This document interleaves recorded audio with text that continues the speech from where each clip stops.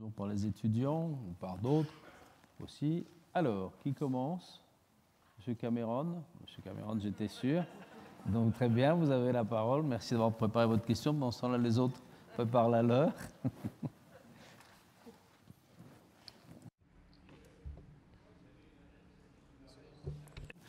Tout d'abord, merci pour la clarté de votre intervention. Ça, c'est vrai.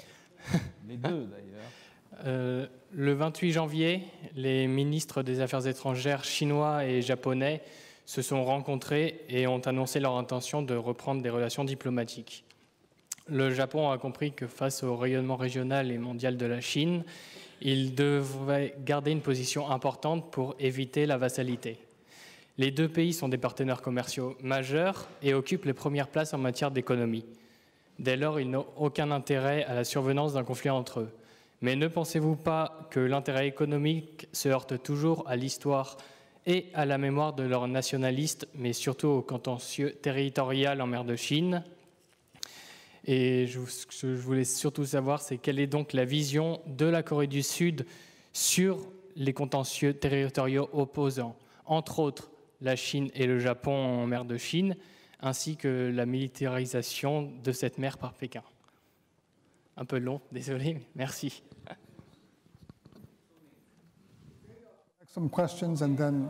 Peut-être qu'on peut prendre plusieurs questions après y répondre en bloc. Ah oui, je vous en prie. C'est les étudiants de l'année dernière. Je le dis pour ceux... Ah, je ne vous ai pas vu, donc ça viendra après.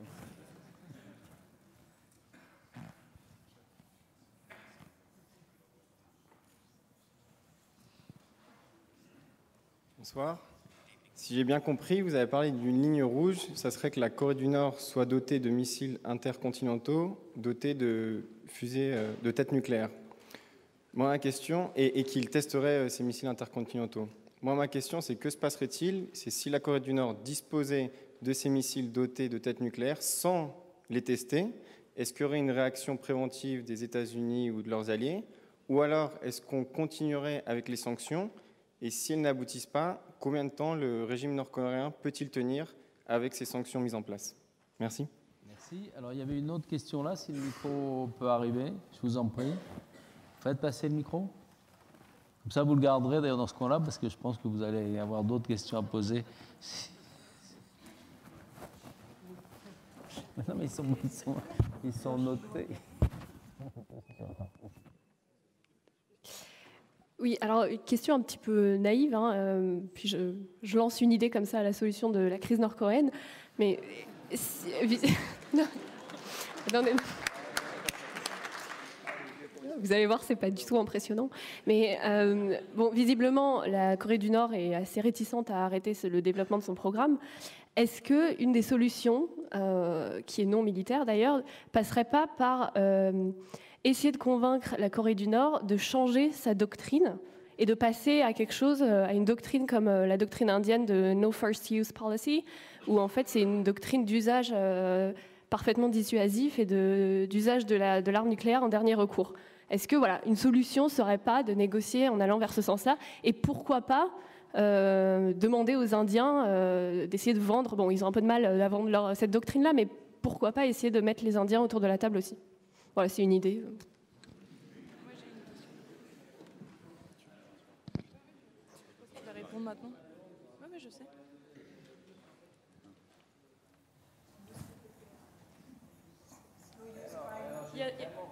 Aucune autorité.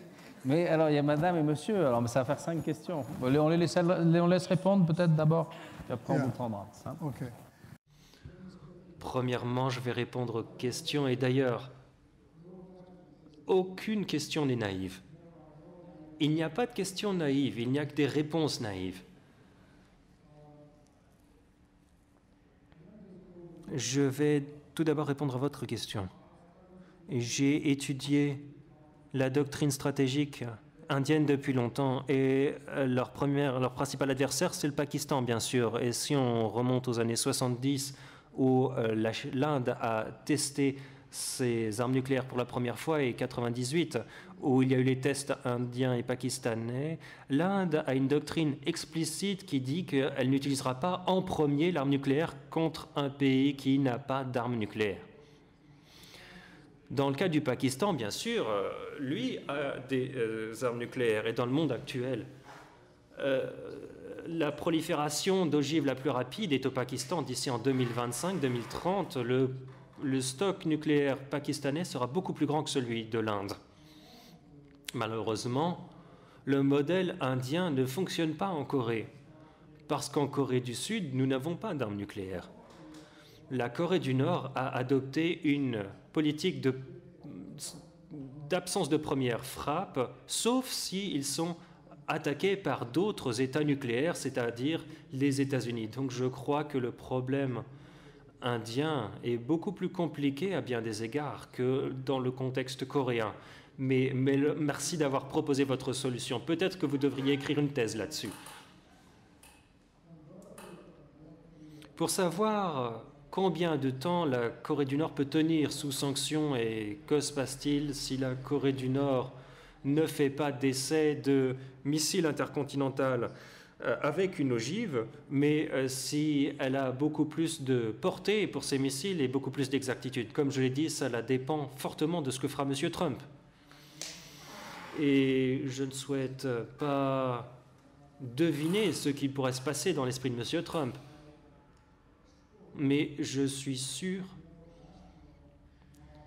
que des esprits plus rationnels vont avoir gain de cause, espérons-le. Parce que si la Corée du Nord fait un 7e essai nucléaire, et au dernier test en septembre, c'était un test thermonucléaire, une bombe H, très différent d'une bombe atomique classique.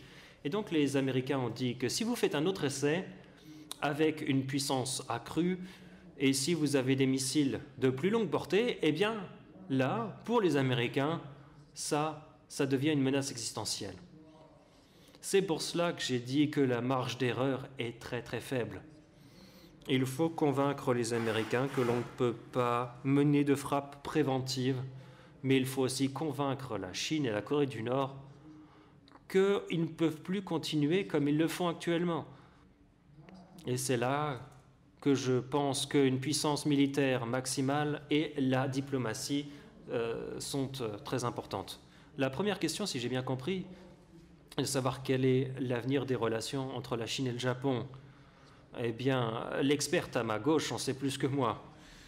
Et les perspectives de conflits territoriaux, surtout dans la mer de Chine méridionale.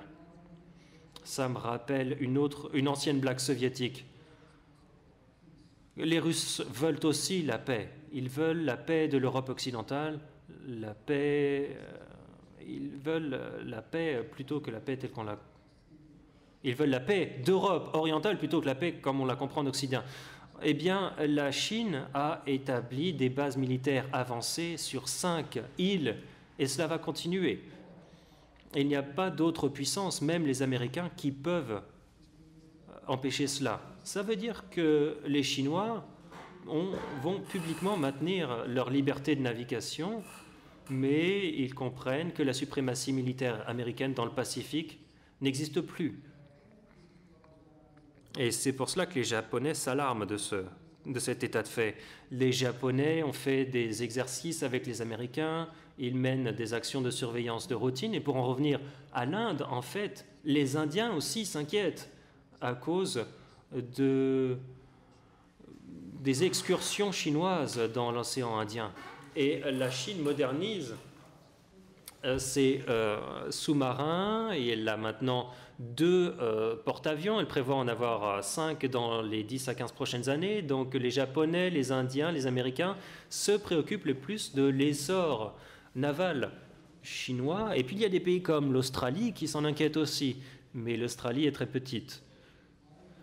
Je suis donc convaincu que les Japonais vont continuer de mettre l'accent sur l'alliance sécuritaire nippo-américaine. Ils vont continuer aussi de renforcer leurs forces, surtout leurs forces navales, mais c'est la seule façon de pouvoir essayer de contraindre la Chine.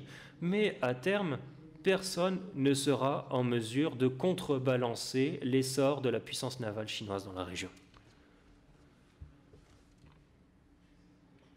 L'Indien, c'est intéressant parce que c'est un exemple qui a été très longtemps et encore aujourd'hui utilisé et par la Corée du Nord et plus encore par la Chine pour tenter d'obtenir une reconnaissance de l'état de fait du fait que la Corée du Nord était une puissance nucléaire, même non officielle, en expliquant, regardez, vous avez bien accepté, et l'Inde et le Pakistan.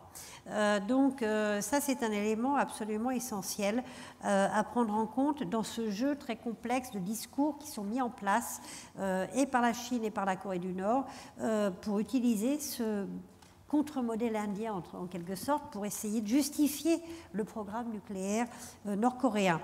Il y a une différence importante. La Corée du Nord insiste à une amorce de doctrine nucléaire, enfin ça reste très très flou.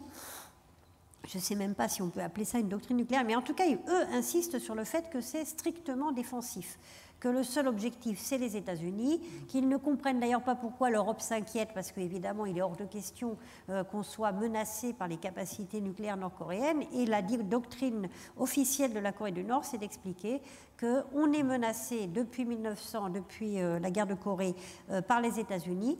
Donc, on se dote des moyens de garantir notre survie contre cette menace permanente. Moi, mon inquiétude, c'est que la tentation du chantage étant ce qu'elle est pour un régime qui est quand même relativement peu légitime, à mon avis, certains disent qu'il y a un enthousiasme délirant du peuple nord-coréen pour son leader et pour la stratégie nucléaire de la Corée du Nord, j'en doute un peu. Mais pour ce type de régime, on peut aussi être tenté d'aller plus loin, c'est-à-dire à l'abri. Si on accepte la nucléarisation de la Corée du Nord, eh bien ça voudrait dire que la stratégie de pression et de chantage a marché, qu'on a eu peur, qu'on n'a rien fait, qu'on a accepté cet état de fait. Et dans ce cas-là, pourquoi ne pas finalement se lancer, comme ça a été le cas au début de la guerre de Corée, dans une tentative de réunification de la péninsule, au moins par des pressions, en utilisant ce moyen de chantage qui serait la capacité nucléaire de la Corée du Nord, qui interdirait toute intervention, par exemple, aux États-Unis. C'est le fameux découplage, c'est la fameuse question sur la dissuasion élargie, c'est est-ce que vous êtes prêt à mourir pour Séoul en perdant San Francisco, par exemple. Donc c'est une question essentielle, on l'a connue pendant la guerre froide, et donc c'est ça qui est aussi très inquiétant dans l'acquisition d'une capacité nucléaire par la Corée du Nord. Sur les questions territoriales, on va parvenir sur les tensions entre la Chine et le Japon parce qu'il faudrait y passer des heures. Il y a des raisons historiques que personne ne pense à nier. Il y a aussi des raisons très contemporaines qui sont liées à la nature du système politique chinois qui a besoin d'un ennemi aussi, un peu comme l'URSS et l'Allemagne de l'Ouest pendant la guerre froide. Et donc tout ça participe de ces tensions. Et dans mon analyse, les tensions territoriales sont une manifestation de tensions plus profondes plutôt que la cause. On a souvent dit il y a des tensions territoriales, c'est la cause des difficultés. Non, les difficultés sont bien plus profondes, elles sont politiques, idéologiques, rivalité de puissance, historiques, et elles se manifestent notamment au travers des tensions territoriales avec les Senkaku.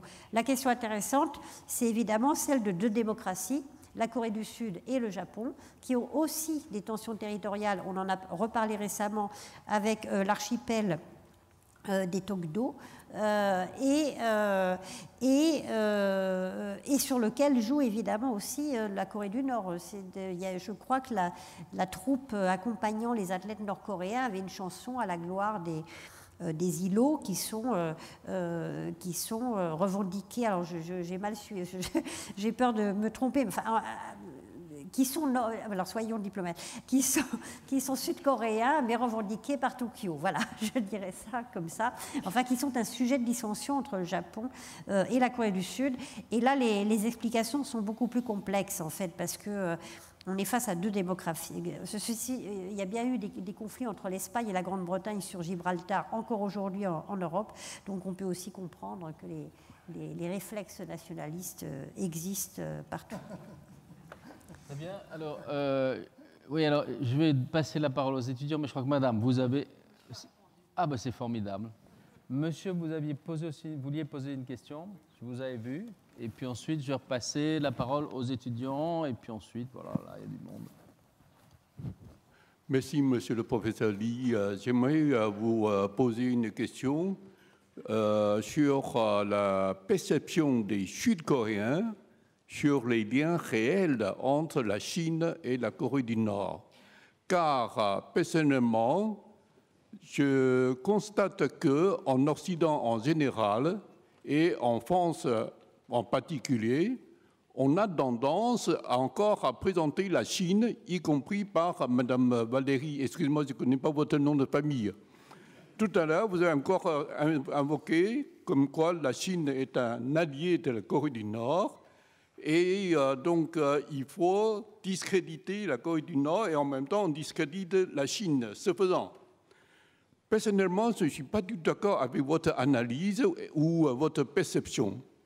En effet, est-ce que vous avez vu des alliés qui votent des sanctions l'un contre l'autre? Vous savez parfaitement que la Chine a voté des sanctions contre la Corée du Nord avec les Américains. Elle a voté avec les Américains. Et est-ce qu'un allié vote des sanctions contre son allié?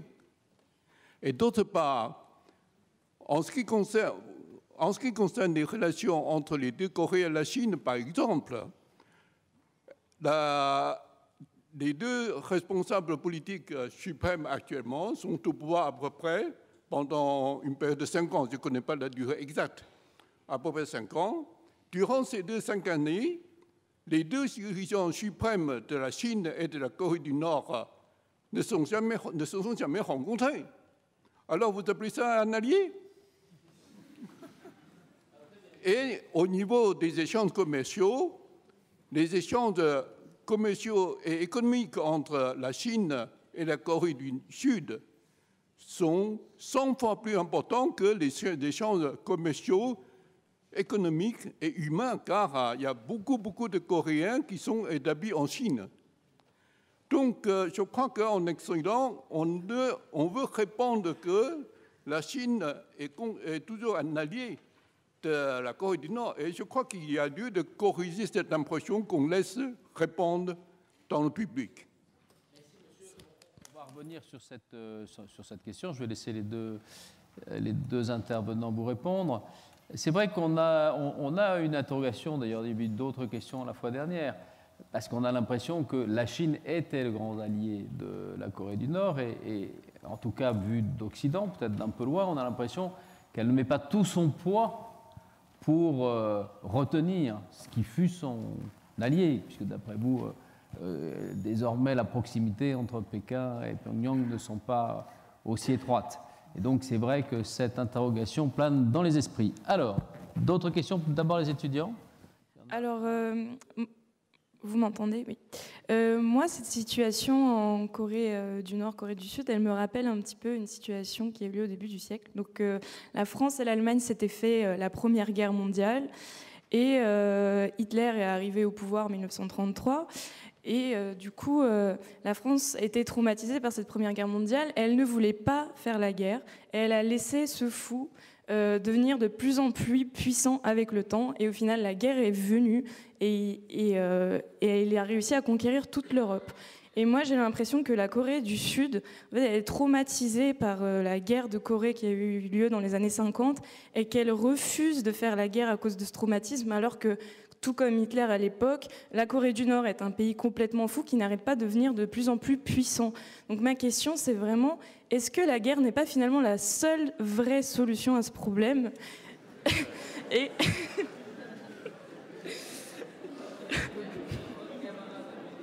des propositions imaginatives pour la paix, mais vous avez des solutions plus radicales. Mais cela dit, vous avez raison de formuler votre question de cette façon. Ça va permettre à nos... Vous aviez fini ? Je voulais juste dire que moi, j'avais l'impression que toutes ces sanctions et ces discussions, en fait, c'était juste un moyen de sentir qu'on fait quelque chose. Et que je pense que c'était pas très utile. Voilà. Très bien. Alors, monsieur, après, il y a d'abord vous, derrière, et puis vous reprenez le micro et vous le passerez derrière à l'étudiant qui est derrière vous. Bonsoir monsieur, j'ai constaté en regardant autour de moi que j'étais à une place devant laquelle ou à laquelle figure la seule inscription que des étudiants aient laissée de leur passage. Et cette inscription, c'est probablement pas un hasard, et Keep Dreaming. Et je constate que, en entendant plus particulièrement ce que nous a dit cette jeune fille, que nous sommes confrontés à une dynamique qui est beaucoup plus aujourd'hui une dynamique de guerre plutôt qu'une dynamique de paix. Et je pense que tous ceux qui ont le pouvoir, et je pense que vous faites partie de cela, doivent conserver cette dynamique de paix. Et puisqu'il s'agit de rêve, mon objet était de savoir si une tentative, et mieux un renversement du gouvernement nord-coréen, fait partie des choses envisageables ou pas. Et puis, ça c'est une question précise, savoir si le renversement de ce régime est envisageable ou pas. Et puis, dans le cas d'un commentaire général, il va être très bref. Vous avez évoqué la devise de la République, liberté, égalité, fraternité, et j'y rajouterai laïcité. D'accord. Alors, monsieur, derrière. Bonsoir, professeur. J'ai une double question à vous soumettre, qui sont étroitement liées.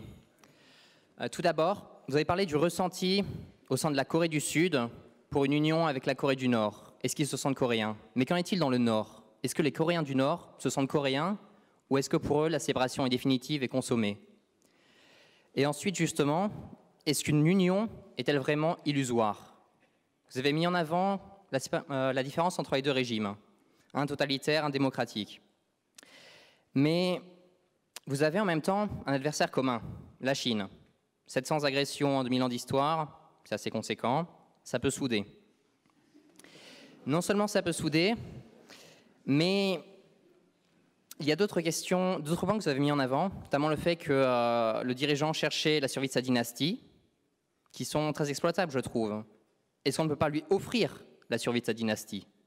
On lui offre la survie de sa dynastie, la reconnaissance internationale, et ça règle aussi votre question sur l'arsenal nucléaire. Puisqu'il y avait une discussion pour ou non mettre en place des armes de dissuasion en Corée du Sud, récupérer celle du Nord. C'est plus simple.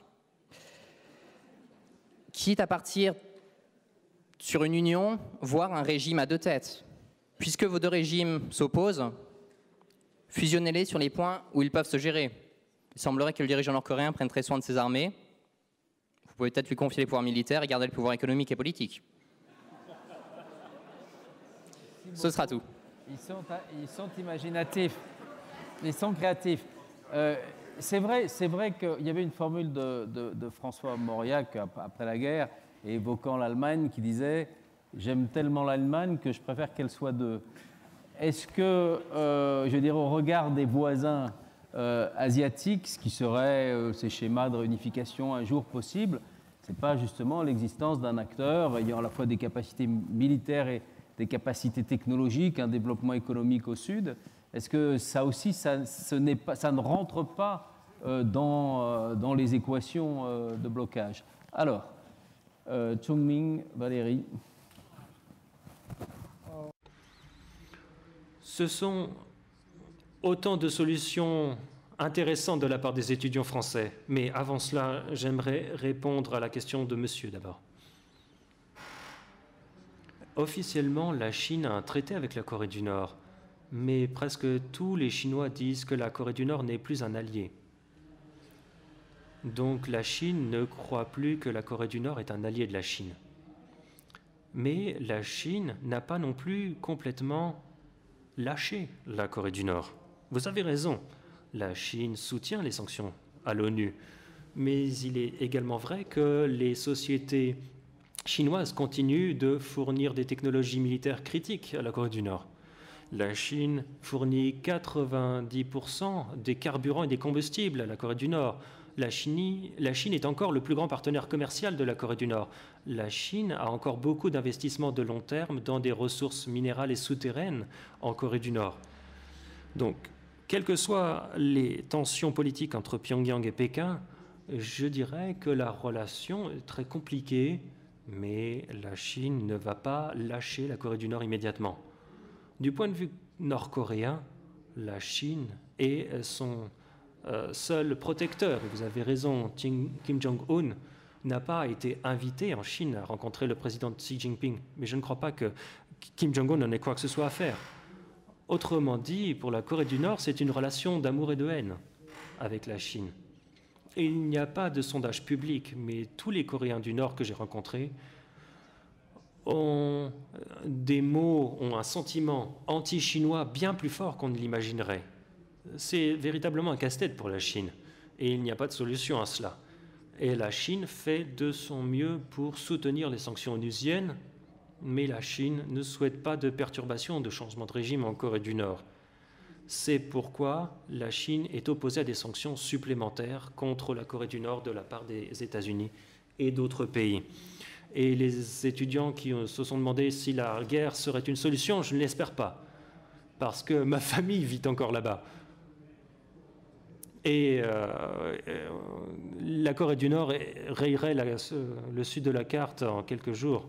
Mais bon, si vous prenez le point de vue historique, même si on ne souhaite pas de guerre ou de conflit, ça ne serait peut-être pas complètement inévitable. Et c'est là que je crois que la dissuasion est vraiment l'épreuve la plus importante sur la péninsule coréenne. Valérie avait raison, nous avons des doutes quant à l'efficacité de la dissuasion américaine. C'est pour ça qu'en 1969, la France s'est retirée de l'OTAN. Et donc, on pense que si la Corée du Sud devient une puissance nucléaire, eh bien, le Japon deviendra un État nucléaire et sera un effet complètement déstabilisateur sur la région. Et malgré le fait que la Corée du Nord a des armes nucléaires, notre position officielle est de ne pas nous douter d'armement nucléaire. Et je suis convaincu que c'est la bonne trajectoire. Cela nous donne vraiment... Cela nous donne un avantage moral pour persuader la communauté internationale que nous ne souhaitons pas d'armes nucléaires. Un étudiant avait une idée très intéressante. Pourquoi ne pas partager l'arsenal nucléaire avec la Corée du Nord et puis nous, on s'occupera de l'économie.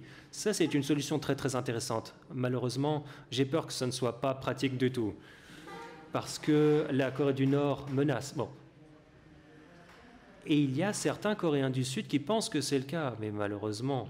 Ça, ce sont vraiment des points de vue extrêmes. Et donc, est-ce que le gouvernement nord-coréen, est-ce qu'on peut changer de régime? Je crois qu'un changement de régime, s'il devait advenir, quand il adviendrait, viendrait de contradictions intérieures. Il est impossible d'imposer un changement de régime en Corée du Nord en envoyant des forces militaires. Ça ne se produira jamais. Si vous regardez ce qu'il s'est passé, par exemple, en Irak ou en Libye, la Libye de Kadhafi, ces régimes avaient à la fois des incohérences internes et des pressions externes.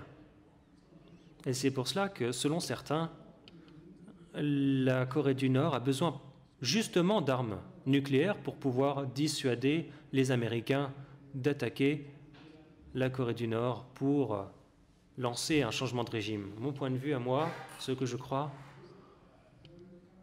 c'est que ce régime hybride, c'est une dynastie communiste, mais c'est aussi une grande famille mafieuse.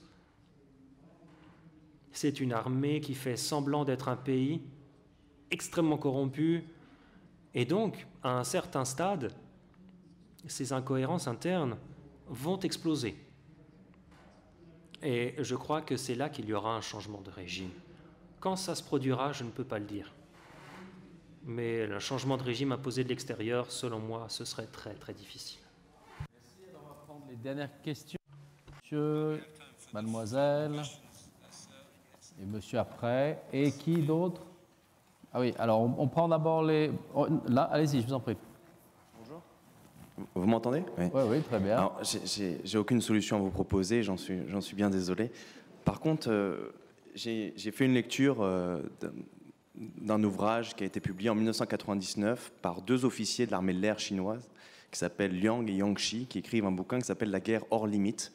Ils sont impressionnés par la réponse américaine lors de l'intervention, lors de l'opération d'intimidation menée par les Chinois à Taïwan.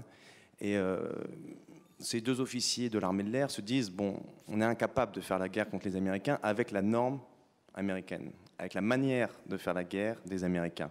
Donc il faut penser la guerre autrement. Ils pensent la guerre hors limite, c'est une guerre subconventionnelle, irrégulière, et qui renoue avec l'art maoïste de mener la guerre. Pensez-vous que la guerre et la stratégie et la manière dont on pense la guerre en Chine et aujourd'hui est celle-ci, c'est-à-dire est-ce qu'on est en Chine dans une stratégie hybride, est-ce qu'ils ont une stratégie un peu à la doctrine Gerasimov comme en Russie, ou est-ce que vraiment la Chine se pense aujourd'hui un acteur qui peut mener une guerre conventionnelle et non pas mener une guerre hybride?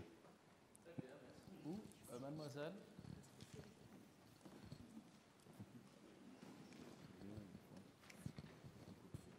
Merci. Tout d'abord, merci à tous les deux d'avoir pris le temps de partager vos réflexions avec nous. Ma question porte sur la relation entre les relations commerciales entre la Corée du Sud et la Chine et leur impact sur les relations politiques et diplomatiques entre ces deux pays. On voit notamment quand il y a une détérioration des relations entre la Chine et la Corée du Sud, par exemple quand il y a des tests du bouclier nucléaire, une réduction de la consommation des biens coréens en Chine. Je pense notamment à l'industrie automobile que je connais mieux. Alors, dans quelle mesure est-ce que cela inquiète côté coréen, cet impact sur les relations commerciales, et est-ce que c'est voilà, un facteur significatif, est-ce que ça pourrait être moteur dans ce conflit? D'autres questions là-bas? Oui, monsieur. Oui, je voudrais revenir un peu à l'Europe et à l'initiative chinoise qui s'appelle One Belt, One Road, qu'on appelle aussi les nouvelles routes de la soie.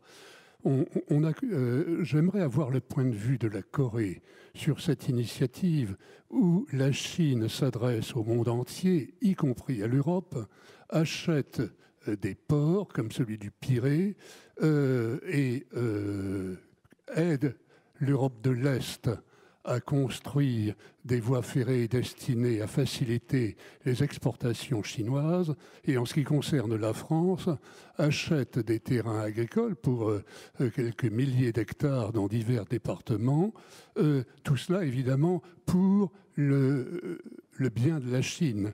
Et en ce qui concerne l'Europe, la Chine a exactement la même tactique qu'en Afrique, c'est-à-dire donner des prêts à ses propres taux d'intérêt qui étaient pas particulièrement favorables. J'aimerais avoir donc l'opinion de la Corée à ce sujet, de la Corée du Sud, bien entendu.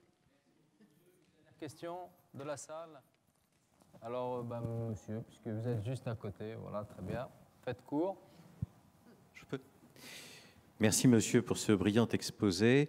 Et mon commentaire peut-être peut vous servir à ma question de conclusion. Vous m'entendez? Bien, mais posez plus une question ou quelques Bien commentaires. sûr, absolument. Au cours de toutes les séances auxquelles nous avons assisté, on a eu l'impression qu'il y avait comme une impossibilité que le régime chinois, qui a mis à jour une classe moyenne importante, devienne un jour une démocratie. Votre pays, la Corée, qui a connu aussi des années noires de dictature, a su intelligemment passer à devenir une démocratie, et plus que cela, le développement d'un système social, technologie, vous le connaissez tous ici. Ma question c'est, est-ce que la Corée n'est pas quelque part le modèle de ce qui permettrait de faire la paix? Vous avez dit vous-même, et c'était très important, qu'au fond, c'est dans le long terme que les choses se dénoueront lorsque la Chine ou la Corée du Nord évoluerait. L'essentiel, c'est la Chine. Quelles sont les chances, selon vous, que ce qu'a vécu la Corée du Sud, qui est un modèle pour le monde, puisse un jour se passer en Chine grâce à sa grande classe moyenne? Merci. Merci beaucoup, monsieur. Alors, je laisse répondre Chung-Min et Valérie quand elle veut, à la question qu'elle veut. Chung-Min. Yes, well, they're all very good. Ce sont toutes les trois d'excellentes questions. D'abord pour ce qui est de l'armée chinoise, l'armée de libération, l'armée populaire de Chine est très différente de celle qu'on a vue après la guerre du Golfe. En effet, l'armée chinoise a été choquée par la première guerre du Golfe. Et elle s'est dit qu'à moins d'être en mesure de moderniser entièrement nos forces armées, nous ne serons jamais en mesure de rattraper les Américains. Et c'est ce que Xi Jinping a fait. Il a mis en place des réformes militaires en soulignant les systèmes de guerre conjuguée, c'est-à-dire vous avez les cyberattaques, les différentes formes de guerre.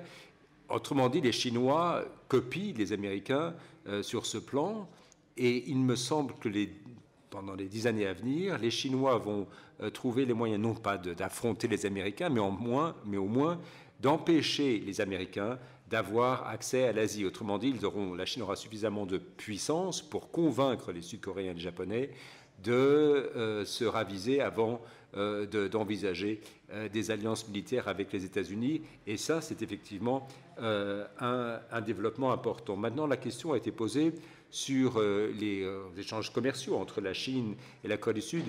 Ces échanges s'élèvent à 700 milliards de dollars par an. Après l'incident TAD, comme l'avait souligné l'intervenant, les Chinois ont fait deux choses. Ils sont intervenus dans les politiques coréennes, c'est-à-dire que l'ambassadeur chinois a dit que si la Corée du Sud continuait à déployer les FAD, il y aurait des répercussions économiques et politiques.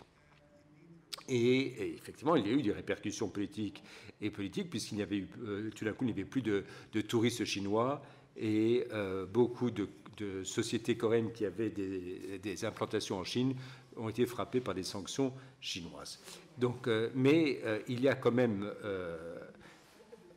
un côté positif, parce qu'on était tellement tributaire du marché chinois que c'était pour nous une façon de sortir de notre léthargie et de nous ressaisir. Il a fallu diversifier nos exportations vers l'Asie du Sud-Est, vers l'Europe, l'Amérique latine, l'Afrique même, parce que si l'on est trop tributaire du marché chinois, et bien évidemment, ça veut dire que le marché chinois sera en mesure d'exercer des pressions non seulement économiques, mais également politiques et stratégiques.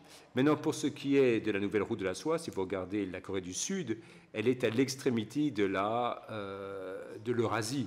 Et bien entendu, nous voulons des échanges directs et des liaisons ferroviaires qui traverseront la Corée du Nord et qui iront jusqu'en Europe. Et comme vous le savez, il y a la Banque pour l'infrastructure asiatique développée par les Chinois. Et la position chinoise, par rapport à cela, ou la position coréenne plutôt, n'est ni positive ni négative. C'est-à-dire que nous ne voulons pas que cette nouvelle route de la soie domine, si vous voulez, le continent eurasien, parce que ce serait une mauvaise chose pour tout le monde, y compris d'ailleurs pour certains pays insulaires. Donc nous appuierons cette nouvelle route de la soie si elle peut faciliter les échanges entre les pays sur ce continent eurasiatique. Par contre, les Chinois ne recherchent pas le développement de cette route de la soie pour des fins uniquement économiques, mais également à des fins stratégiques. Et c'est là que les Sud-Coréens sont moins enthousiastes par rapport à la nouvelle route de la soie. Enfin, quand est-ce que la Chine deviendra une démocratie ? Valérie, vous connaissez mieux la réponse que moi à cette question. Est-ce que la Corée du Sud peut servir de modèle? C'est une question intéressante, puisque la Corée du Sud a été un modèle pour Deng Xiaoping. Deng Xiaoping a recopié le modèle sud-coréen du développement économique, mais la Chine ne copiera pas le modèle sud-coréen de démocratisation. Pourquoi? Parce que le Parti communiste chinois a pour objectif principal de rester au pouvoir indéfiniment, le plus longtemps possible en tout cas. Et si vous voyez ce qui se passe en Chine en termes d'espionnage intérieur, de censure, les étudiants ne peuvent pas lire des livres ou des manuels de démocratie occidentaux. En fait, la société chinoise est la plus surveillée du monde avec la technologie de reconnaissance faciale. Donc le Parti communiste chinois fera tout son possible pour justement freiner des cas de fer contre la démocratie, tout en donnant un minimum de liberté aux concitoyens pour faire leurs achats à Paris, mais, pour ne pas, mais surtout ne pas voter dans leur propre pays. Et là, je crois que ce modèle ne sera pas suivi. Dans le cas coréen, c'est ça qui est intéressant. La Corée, enfin le plus gros cauchemar de la Corée du Nord, c'est la Corée du Sud. Ça devient la Corée du Sud, parce que regardez, vous avez votre adversaire dont la capitale est à 50 km de la zone démilitarisée. Lorsqu'il voit comment la Corée du Sud s'est transformée, qui est passée d'un état misérable sur le plan économique pour devenir une puissance économique, qui est passée de la dictature à une démocratie énergique avec des opinions qui sont quelquefois très polarisées. La Corée du Nord se dit, si tel est l'avenir, c'est notre avenir est condamné. Donc la Corée du Sud représente à la fois un objectif à long terme, mais ce que craint la hiérarchie, c'est justement ce modèle sud-coréen. Sur la question d'une transition démocratique pour la Chine et donc pour la Corée du Nord, parce que je pense que les deux choses sont liées.